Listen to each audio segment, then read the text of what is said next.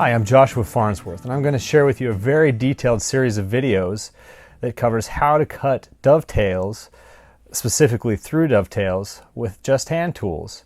I learned this method over 5 days from Roy Underhill down at his Woodwright School class down in Pittsburgh, North Carolina, and I'm going to try to share it with you and consolidate everything.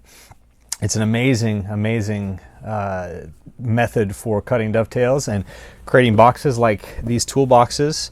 So we'll get started, and if you want to simply start off buying some pre-dimensioned lumber like this tulip poplar, it's a really good way to start off if you don't know how to dimension your own lumber.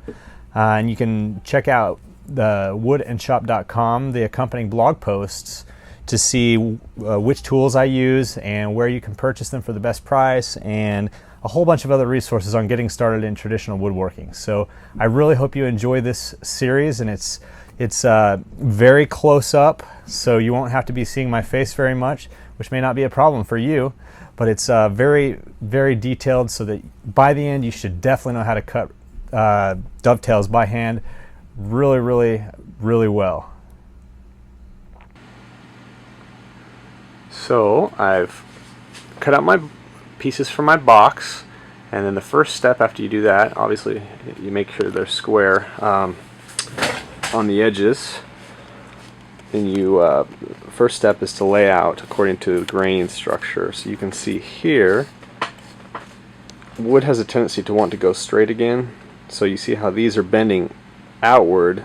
Their tendency will be to straighten up and go like that. So you want them to go back into the grain, or back into the joint, instead of, if you put them the other way, they'll go like this over time, or when the moisture fluctuates, and crack your dovetail joints.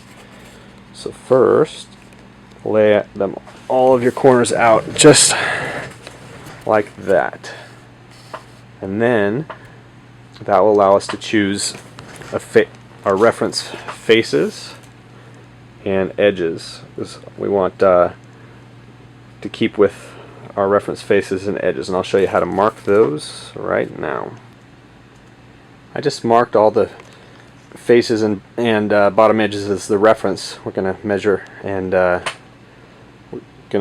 everything else is going to come off of those. So this is a traditional way of marking the face. You can see that little squiggle line that goes down to that, and that's our reference edge on the bottom. You're going to do it on all of them, all the way around. It's going to be all your outside and bottom edges, because the top you can plane down later. So, and then once you have those set on the bench, you can put these together and mark this traditional carpenter's mark.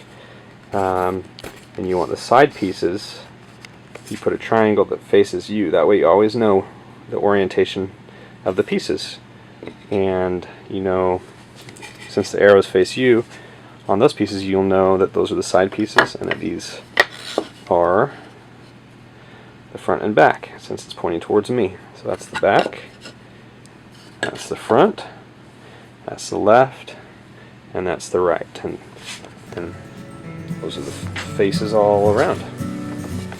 That's really important.